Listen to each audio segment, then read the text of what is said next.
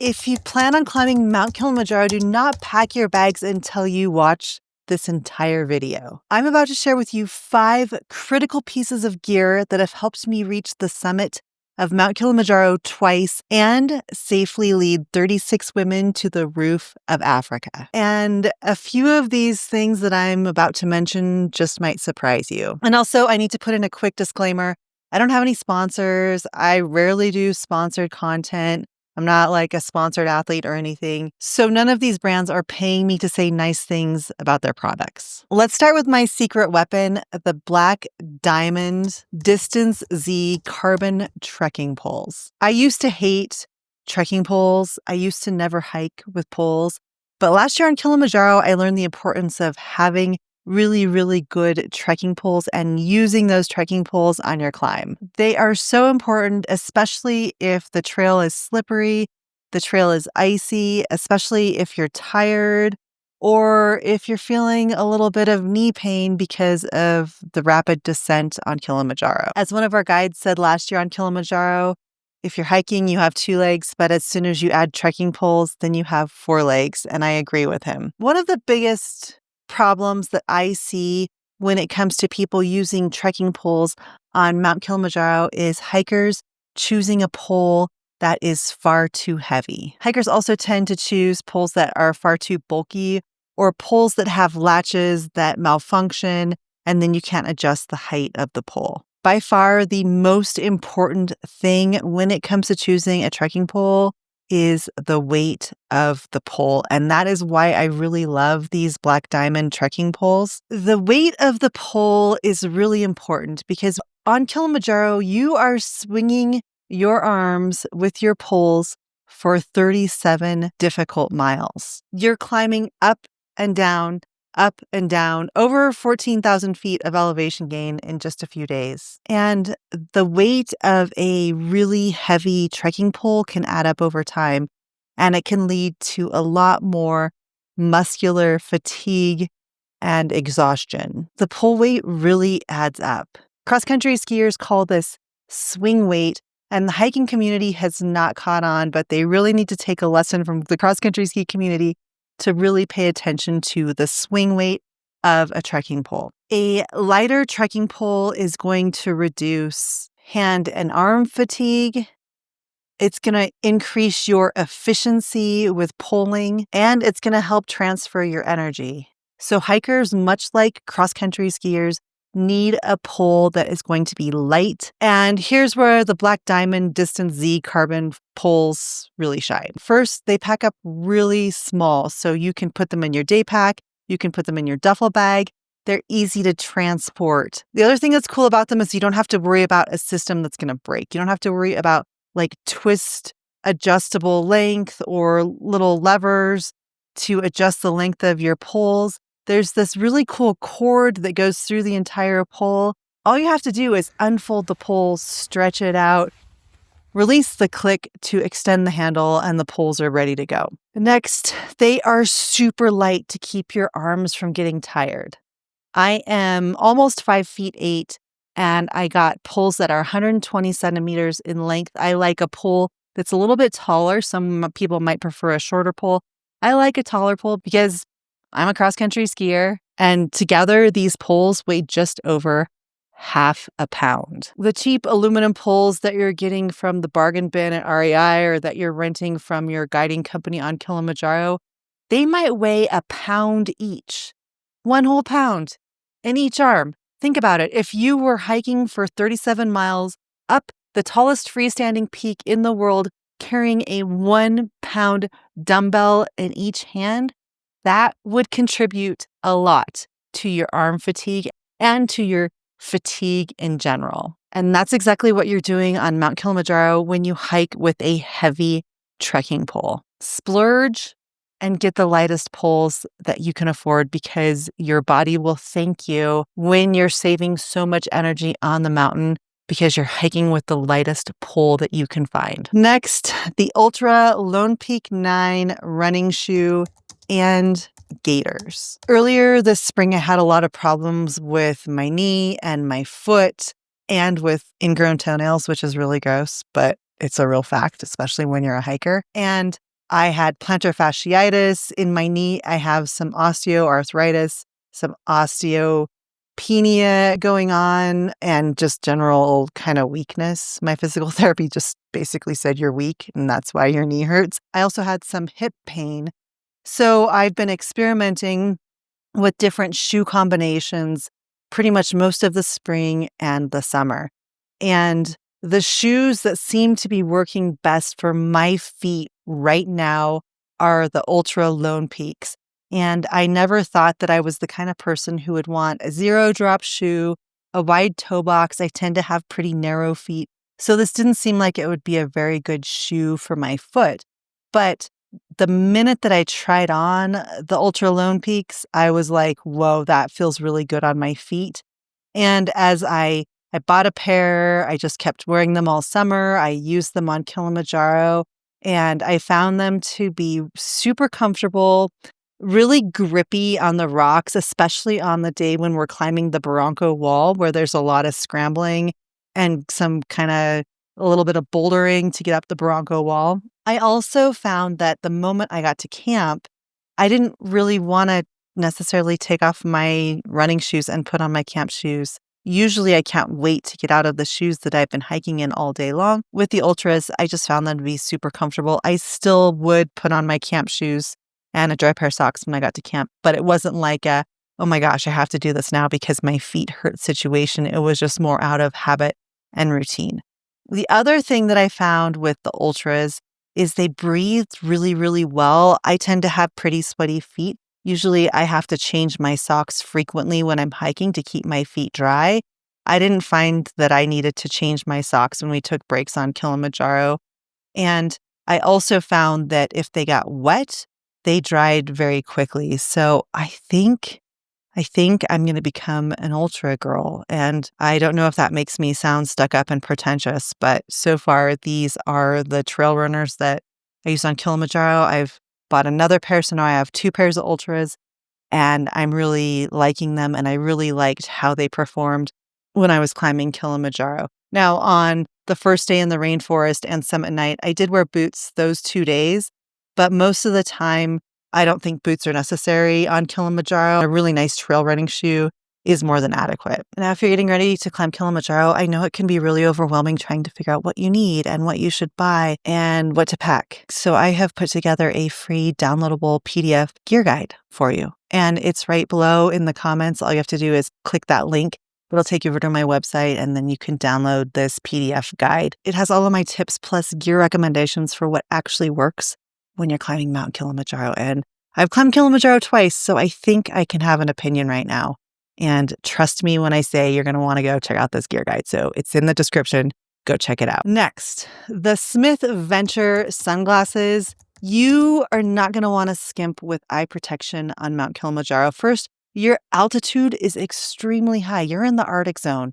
You're above tree line for most of this climb. The sun is brutal and intense. It's also windy. It's also dusty. It's also dirty. And you're going to want to protect your eyeballs, plus all of this sensitive skin around your eyes with a really, really good pair of sunglasses, especially a pair of sunglasses that's going to wrap around. Bonus points if you get a glacier glass because they have a little strip of material right here that's going to protect your side eye. They're going to protect your whole, like half your face. The Smith Venture are my favorite sunglasses for Kilimanjaro and any high altitude type trekking. They are the ugliest sunglasses I've ever put on my face. They are so ugly. And I hate every picture of myself where I'm wearing them because they are just the ugliest sunglasses ever. But I don't care about looking cool on Kilimanjaro. I want my eyes to be protected. And the Smith Venture sunglasses do a great job of protecting your eyes and your eye region. My only complaint is I've worn these sunglasses on Kilimanjaro twice, on the Salcantay Trail in Peru, trekking in Alaska, trekking here in the Rockies. And they've been on some really big adventures, and they're starting to show some scratches on the lenses. So I'm really sad that the lenses are scratching. I wish the lenses were just a little bit more durable because I want these sunglasses to last because they're very expensive. And I'm kind of bummed out about that. I should also mention the other thing that I like about the Smith Venture sunglasses is they have a strap. So they kind of are like a goggle. And the strap makes it cool because you can pull them down and over your beanie so that they don't fog up. And then they also fit underneath whatever hat you're wearing. So they are very compatible with headgear. And that's an important thing to think about with sunglasses too. How is this all going to work? All these things that are going on up here. Now, some eye protection is better than no eye protection, but if you would like to splurge to protect your eyes, the Smith Venture sunglasses are where it's at. Next, I have the Swix Club Down Club something. I think it's the Swix Club Down jacket. This is the big puffy jacket that I've worn on the summit of Mount Kilimanjaro twice. It also makes a great camp jacket when it's a little chilly around camp in the evenings, especially because it's super, super, super warm. Now, the right way to wear a down jacket is to wear it as a mid layer. So like base layer, puffy jacket, then a shell on top. Well, on Kilimanjaro, that's not what I do on summit night because as you're climbing on summit night, the temperature is getting colder and colder. So I started and left Barafu, our base camp, with just a merino wool base layer, then a North Face mid layer, then my shell. And I was really comfortable in that until about 18,000 feet. And then I got cold and my shell doesn't fit over my big puffy jacket. So I just put my puffy jacket on top of my shell and it was fine because the shell was still protecting me from the wind and I didn't want to take off my shell and then put on a big puffy jacket. It was like a thing. So anyway, this is a great jacket. Do you need the Swix jacket in particular?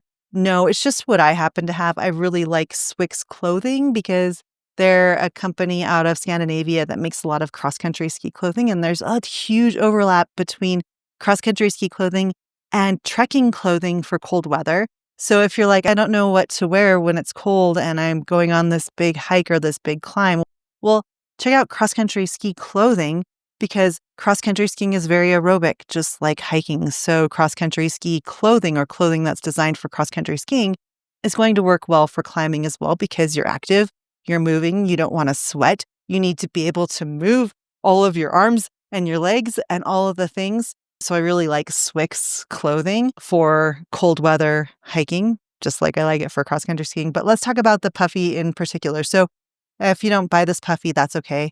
Here's a few things to look for when you're looking at buying a big down jacket for Mount Kilimanjaro. The first is a hood. I don't know why people buy puffy jackets that don't have hoods. I love hoods. I will always choose to wear a hood, but you want to make sure that you have a hood that's going to fit over whatever beanie you're wearing, that's going to fit with your sunglasses and your headlamp. So if you get a puffy jacket that has a really tight fitting hood, it might not feel so awesome when you're trying to move your head and it feels constricted by a hood. So pay attention to the hood. Maybe a helmet compatible hood is good to have if you're buying something online. Not that you're going to be wearing a helmet on Mount Kilimanjaro, but you want to have a comfortable hood. Also, a big neck that you can zip up to kind of keep your chin and your neck really cozy and warm.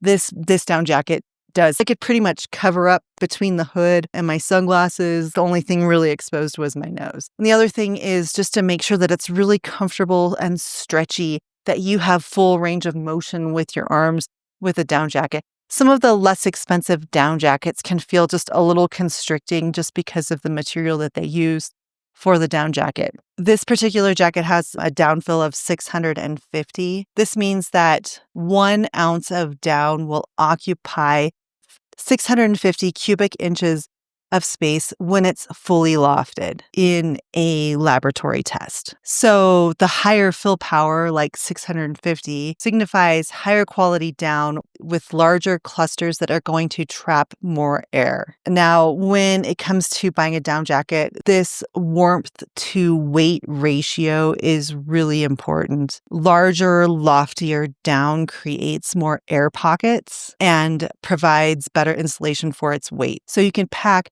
a big puffy jacket like this down into a really small space. I think you could climb Kilimanjaro with a down jacket that has a fill of 500 or even up to 800, and you would be fine. But for me, a down fill of 650 is perfect on summit night and around camp. The other thing to think about when you're investing in a down jacket for summit night is if you put water in your backpack, it's probably going to freeze unless you put it upside down with some sort of insulation around it. To prevent this, I wore a running vest with 2 flasks of water underneath my down jacket, and my water stayed warm because it was right up against my body and underneath my down jacket. So you're going to want a down jacket that's going to provide a little bit of space in case you choose to wear a running vest with some water underneath that jacket. And finally, this is completely subjective, and every dude who's watching this video right now is probably going to laugh at this, but if you're a woman out there, you are not going to laugh at this. I think it's really important to have something that's stylish and fun on Mount Kilimanjaro. So I really love hats from Skida. They're a company that was founded by a female cross-country ski racer, and Skida is out of Vermont. They make super cute hats like beanies and like running hats and flat-brimmed hats. And I love their hats because they're colorful patterns and designs. They fit really well, and they're active stuff designed by endurance athletes for endurance athletes. And climbing Mount Kilimanjaro is certainly an endurance athletic event. So make sure you're packing something fun. Maybe it's a fun pattern on your rain pants, like these cool ones that Rachel wore on Kilimanjaro. Maybe it's a beanie from Skida that has a cool floral print. Whatever. Make sure you're packing something that when you take it out and wear it, you're going to feel happy and you're going to feel excited and you're going to just be like, oh, I love this hat. This hat makes me happy every time I wear it. And that happiness and that joy that you're going to get from wearing something fun on Kilimanjaro is going to contribute to your success climbing the mountain. So pack something cute and make your climb fun. So there you have it. Those are the top 5 things that I've packed for Kilimanjaro this year and why I recommend them. And go click the link in my description right now and get my downloadable Kilimanjaro packing list. It is full of stuff that you're not going to find on ChatGPT and stuff that you're not going to get when your guiding company on Kilimanjaro sends you a generic packing list. This is stuff that I've spent a lot of time researching and testing on the mountain. So go check it out. Thanks for hanging out with me. Be sure to share this video with someone who's climbing Mount Kilimanjaro, and I'll see you next week.